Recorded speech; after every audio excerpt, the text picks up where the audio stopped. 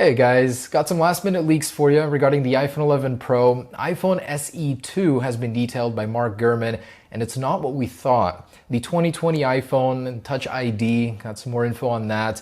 The Apple Watch Series 5, lots of beans have been spilled about this one. And the Apple Tile competitor design has leaked. The functionality has been detailed, looks amazing. So got a full plate, got lots to talk about. First thing I wanted to mention is the mid-mounted Apple logo. At first I thought it was funny. I mean, all these dummies, clones coming out with the Apple logo planted straight in the middle. And then Spigen came out with their latest cases. I got my hands on these and they actually designed around it. So you better betcha that in just a few days here, Apple's going to be announcing an iPhone with absolutely zero text on the exterior. I think this is one of the first times ever for a smartphone where it's going to be so clean and the brand power so strong that you'll know immediately what it is. And there may be a different reason for this as well. I personally think that the Apple logo was placed here as sort of a placeholder to where you'll be charging your gadgets. Like the AirPods 2 case, you'll know exactly where to pop it on the back. Could be just an unintended side effect. And personally, I like how bold the move is by Apple to make the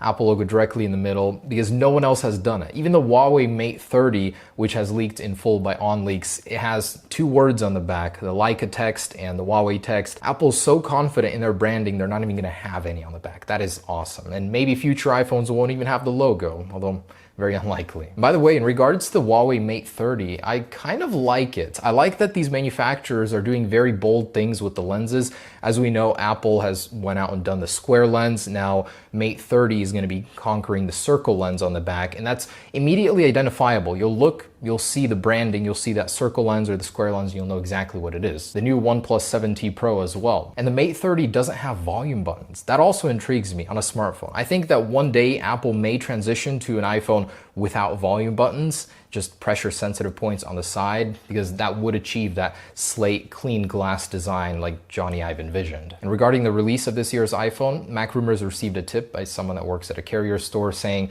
Friday the 13th you'll be able to pre-order it, and the following Friday the 20th it will be the actual street date. So I'm pretty in line with what we've heard. In CoinX, a Twitter leaker is teasing that we'll have a one more thing at this event. If you know, historically, Steve Jobs would save the best for last, so we may have a very nice surprise at this event that we haven't heard anything about. Could it possibly be some sort of AR headset that Apple has been working on for quite some time? We'll find out. And a very interesting theory by Charles Arthur of Medium as to why iOS 13.1 exists. As we know, Apple started working on that beta program before iOS 13 was even launched, and it's kind of strange. He's predicting that it was because of the tariffs. So the iPhone you may receive on September 20th will be running iOS 13 Beta 8.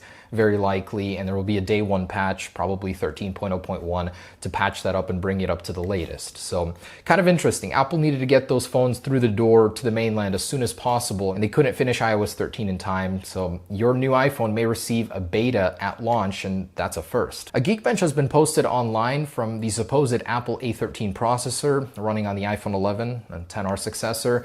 And it's not very inspiring. Just a 12% boost on the single core score. It confirms it'll have 4 GB of RAM, yet the multi-core score stays the same. I'm hoping this is fake. And for the first time ever, the new 11 Pro will have new photo settings dedicated to low light photography. This was found by Mac Rumors on an internal build of iOS 13 they got their hands on. Very cool. We already knew this, but this essentially confirms that. Also found within this internal build of iOS 13 by Mac Rumors is the Apple Tile competitor, the physical actual object. It's a circle. Very simple design. I'm assuming it'll either have a keychain ring up top or an adhesive pad that you can stick onto certain devices. Very simple, full integration with Find My with a new section in the app called Items. In here, you'll be able to track certain things that you attach this tag to, and there's that screenshot that leaked of that. They've also found reference to the fact that this will have AR tracking with balloons, where you'll use your new iPhone camera and be able to see a balloon with a string tied to where that tile is laying around the house. That seems ridiculous, and that's very likely what Apple will announce. Super cool. I mean, that's how you keep people attached to that ecosystem. Just make it impossible to leave. Tile does not have that kind of integration. And Mac Rumors found an AR icon in the on and off position in direct reference to this Tile tracker, and a lot of people took that out of context and imagined that Apple would be releasing an AR headset. Very unlikely. And it's official. Apple is working on Touch ID technology to bring back to the iPhone in 2020 or 2021. Mark Gurman of Bloomberg is reporting that Apple's been working on this and it'll be working in conjunction with Face ID. Now, it's very possible that we may see it as soon as 2020, so next year's iPhones. And so far, details are light, but we know that Apple is working with suppliers to include a fingerprint sensor in the display. And they're trying to do it on a mass scale. So that's the issue here, is they're determining whether or not it's viable to do on a mass scale. And from that, they'll decide whether or not to integrate it into the 2020 iPhone or wait until 2021. So you as a consumer get the best of both ends here. Not only will you be able to authenticate with your face, with Face ID, also with fingerprint recognition, or both. Your iPhone would be getting even more secure.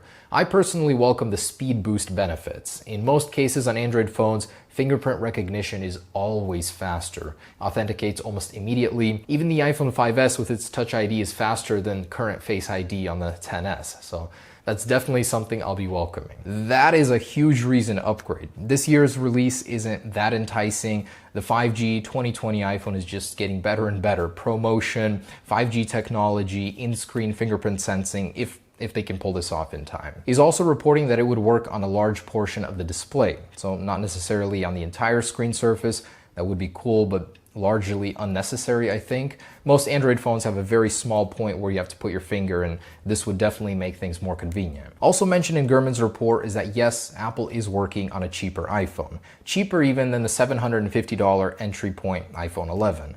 So this will likely be a 4.7-inch model that's modeled after the iPhone 8. Meaning it'll still have a home button with Touch ID with just updated internals. The Apple A13 is likely here. I'm guessing it would start at around $400, $500. You'd be able to get your foot in the door to Apple, but still have a pretty capable device. Now, Nikki also earlier in the week did support this claim. They said that Apple is working on a 4.7-inch iPhone 8-like device, and we'll model that up in the next video just to give you an idea. It will not be the iPhone SE edge-to-edge design of your dreams, unfortunately. And developer Rambo found reference to this device. He's calling it the iPhone 12-8. So it does exist. Apple is working on it. Gurman is reporting on it. It means we definitely will be seeing this in the first half of 2020. And John Gruber of Daring Fireball published an excellent article regarding the naming of this year's iPhones. He agrees 11, 11 Pro, and 11 Pro Max are most likely, although he would have preferred iPhone Pro. He does make a good point as to why Apple wouldn't do that, as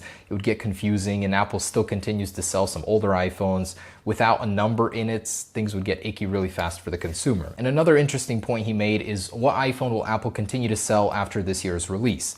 Very likely the XS and XS Max are getting axed. You won't be able to buy those anymore, and the XR will get downgraded and sold at a cheaper price. So the lineup will be the XR and then the 11, 11 Pro, and 11 Pro Max. Turns out the Apple Watch Series 5 will likely not be happening this year, more like a 4.5 release. Twitter leaker Longhorn has shared details on this, saying from what he's discovered, the Series 5 won't be happening. It'll be the same processor in a new casing. And from what we've heard, those will be titanium and ceramic, which is still very cool. I'd expect that Apple would improve the battery life somehow, as the Apple Watch is getting sleep tracking now. Even just a new finish like titanium or ceramic, I think, will be enough. By the way, the actual setup for ceramic has leaked also. The video looks pretty cool. And yes, sleep tracking is happening on the Apple Watch. According to 9to5Mac, Apple's working on adding this to maybe even existing Apple Watches, as no new hardware is needed to make it work, just existing sensors on the Apple Watch. So you'll be able to track your sleep, and the only problem here is, of course, battery. When are you going to charge it? They're saying there's a solution where your Apple Watch will notify you before your bedtime to charge it for 45 minutes, then put it on and wake up and be ready to go. Also found by Mac Rumors in that leaked iOS 13 code is a new feature coming to the Apple Watch called School Time, where you'll be able to put it into sort of a do not disturb mode where it'll axe all notifications, complications, just give you the bare minimum time probably while at school so you can stay focused. Mac Rumors also discovered a reference to new complications coming to the Apple Watch, including an altimeter, so longitude, latitude readouts, and a new complication for bedtime mode. So you'll have an exclusive one there. And lastly, just want to take a look at Gray International's new product, the Vandium Titanium Apple Card case. Had mine for quite some time. It's not fully titanium, 90% and 10% aluminum. Ooh, very cool. So looks like it's got some carbon fiber or Kevlar inside. And okay, that's the way it works. So some tension, keeping your cards and stuff in place. Wow, very cool. I do love it. The design is fresh. You can take it out both ways. And of course, titanium with titanium. Match made in heaven. Thank you for sending me this. I'm going to enjoy it. And there you go. That's the latest Apple news. We'll be seeing this guy in the flesh in just a few days here. So hyped. Can't wait to see what Apple's been cooking. All right, guys. Peace.